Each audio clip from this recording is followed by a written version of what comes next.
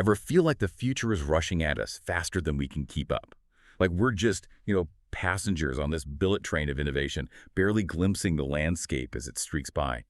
That dizzying sense of accelerating change, of technology moving at an almost incomprehensible pace. Well, that's exactly what we're diving into today.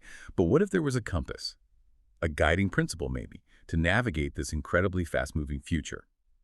Today, we're taking a deep dive into some truly fascinating insights. They come from the We Study Billionaires podcast, specifically their episode BTC 251, Tech Abundance at W. Jeff Booth.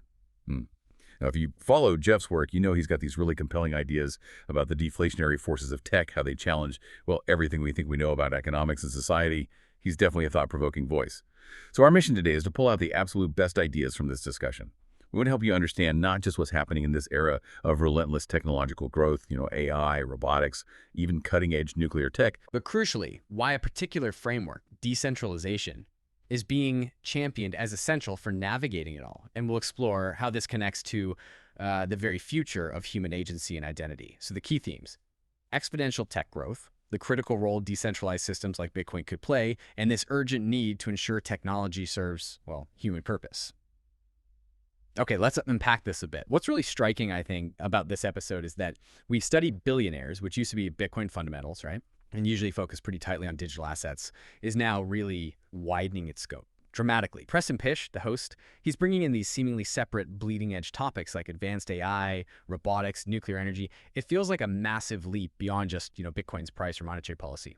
What do you think's behind that shift? Yeah, that's a great observation. It really points to a fundamental shift in how we need to think about this stuff. This expansion isn't just about covering more ground randomly. It's about recognizing that these technologies aren't developing in isolation anymore. What's fascinating, and maybe a little scary, is how they're converging.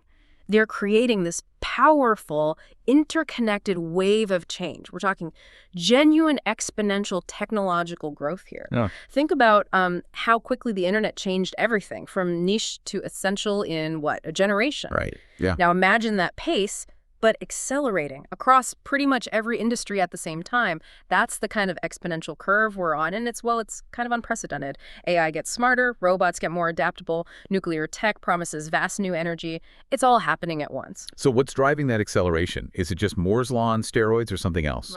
It's partly that relentless technological improvement, but there are a couple of other big engines, I think. First, there's open source innovation. You've got thousands of developers worldwide, all collaborating, reviewing, building on each other's code almost instantly. It creates this huge network effect for ideas. Proprietary systems just can't keep up with that kind of speed and iteration. Okay, like a global brain working on problems. Exactly.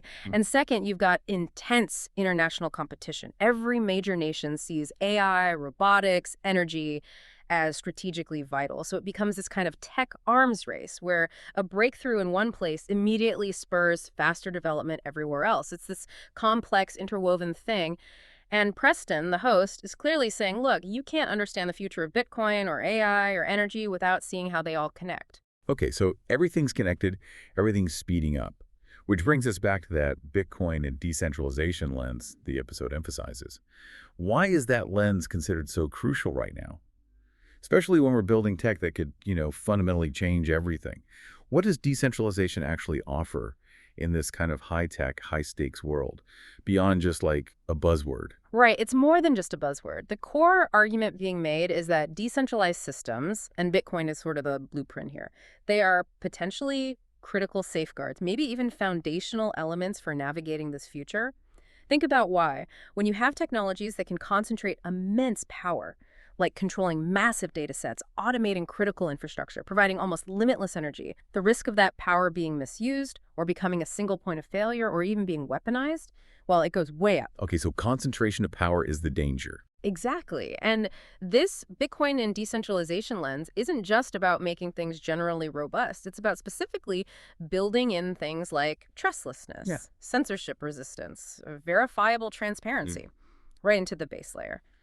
Bitcoin showed you can create a system where no single entity, no government, no corporation, nobody can unilaterally change the rules, seize assets, or just shut it down. Now, imagine applying that principle elsewhere. Imagine if the governance protocols for a powerful AI, or maybe the control systems for advanced nuclear reactors, imagine if they needed to operate on a base layer that couldn't be corrupted or co-opted by one powerful group. Okay, I see where you're going, like a neutral foundation. Precisely.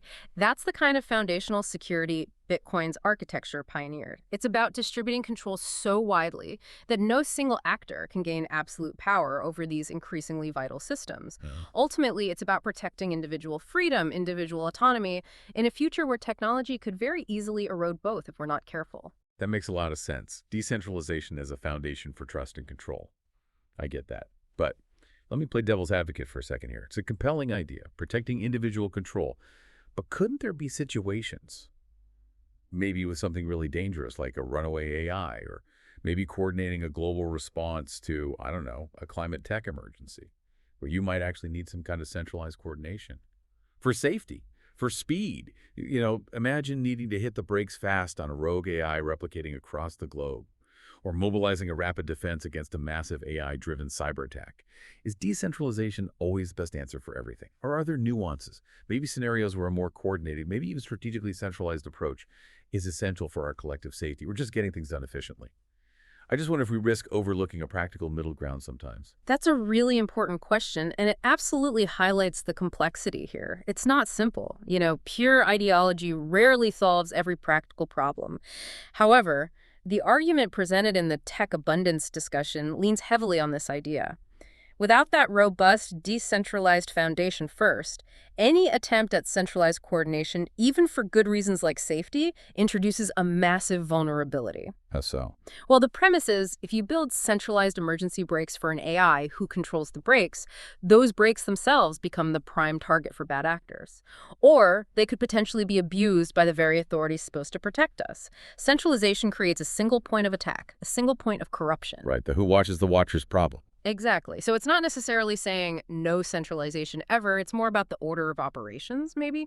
The argument is you establish the fundamental trustless principles first using decentralization. For instance, with that powerful AI, maybe a decentralized network is the most trustworthy way to govern its access or monitor its actions or verify its outputs. Much better than relying on one single entity that could be hacked or become biased. Okay. This could still allow for rapid collective action, potentially. But every participant could verify the legitimacy of that action based on pre-agreed, transparent rules. So the Bitcoin lens suggests building this bedrock of provable transparency and tamper resistance first, and then figure out how any necessary coordination layers operate safely on top of that. It's about preventing power concentration from becoming that single point of failure, no matter how good the intentions. It aims for secure, verifiable collective action, not reliance on one command center that could be compromised. Okay, that clarifies the perspective. Build the trust layer first. Now, here's where the conversation, for me at least, gets really interesting. And yeah, a bit profound. It closes with this powerful message. The future of tech must reconnect with human agency and identity. I mean, technology often feels like it's just running ahead of us, right? Yeah. Dictating our choices, subtly reshaping how we even see ourselves. So what does it actually mean for innovation to consciously reconnect with something as fundamental as who we are? It sounds almost philosophical. It is philosophical, but it's also incredibly practical, I think. Maybe the most important takeaway. Let's use an analogy here. Imagine that exponential technological growth we talked about, like a powerful river carving new landscapes at incredible speed.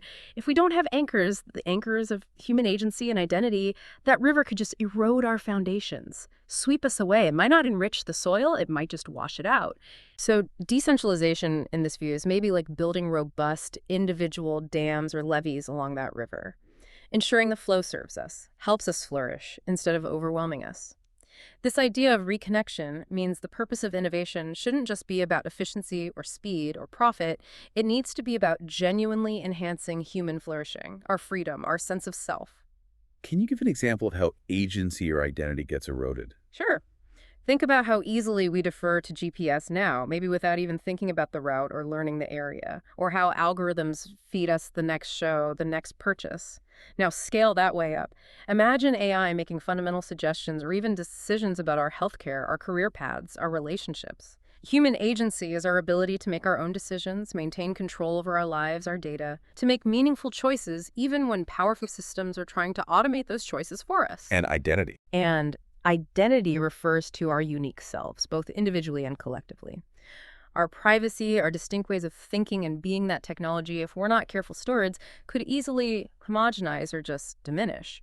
When we talked about open source and international competition driving progress, those are powerful forces, yes, but they can create a real disconnect if the underlying values aren't explicitly focused on human well-being. If we're not careful, technology could start to define us instead of us defining how we use technology. Right. We become outputs of the algorithm. Yeah. Retaining agency means consciously making sure we remain the masters of our tools, not the other way around. It means intentionally designing systems that empower individuals, that protect privacy fiercely, that allow for genuine human choice and even inefficiency sometimes, rather than just automating everything away or reducing us to data points. What's at stake if we don't? Well, our autonomy, our dignity, maybe our very understanding of what it means to be human in this increasingly complex world. It forces us to ask that hard question. Are we building a truly better world here, or are we just building a more efficient cage? Wow. Okay. That really puts it into perspective. So bringing it back to the listener, what does all this mean for you? Why should you care if a podcast like We Study Billionaires broadens its scope, or about this interplay between Bitcoin, decentralization, AI? It might feel a bit abstract, maybe high-level theory, but the implications seem very real. Oh, they're absolutely real. It's anything but abstract because these shifts are already impacting your life right now, and that impact is only going to intensify. Understanding these huge movements, this relentless exponential tech growth, the argument for decentralization as a necessary framework, this urgent call to keep human agency and identity front and center. Understanding this is key. It's the difference between just watching the future happen to you and actually participating in shaping it. How does it empower you, practically? Well, this knowledge helps you make informed decisions about the tech you use, the companies you support, the policies you advocate for, even just how you manage your own digital life and data. It lets you ask the critical questions when some new innovation comes along. Who benefits? Who's in control? What are the trade-offs for my agency, my privacy? Ultimately, this understanding helps you navigate the future actively, hopefully to your benefit, rather than just feeling overwhelmed or becoming a passive user swept along by the current. It's about being proactive, being discerning, and staying, well, free in a world changing faster than ever. And that brings us towards the end of another deep dive. It's been fascinating. We've explored how We Study Billionaires is expanding its view into this broader tech landscape. We've dug into why decentralization, using Bitcoin's principles as a model, is being put forward as such a crucial framework for evaluating all these powerful new technologies. And maybe most importantly, we've highlighted that really powerful message. The technology's future has to be consciously tethered back to human agency and identity. It leaves you thinking, doesn't it? As we keep building and integrating these incredible, almost science fiction technologies, maybe the real challenge isn't just what we can create anymore. Maybe it's about who we choose to be in relation to those creations. Are we just going to be passengers on this technological bullet train? Or can we be the architects, actively steering our collective destiny? Something to ponder. Thank you so much for joining us on this deep dive today. If you found these insights valuable, please do follow, like, and share this with others who might be interested. And to keep learning about the evolving world of Bitcoin and how it intersects with broader tech, be sure to follow What Bitcoin Taught Me. You can find us on Twitter, X, Nostr, Bluesky, Threads, Instagram, Facebook, and LinkedIn. We really appreciate you being with us.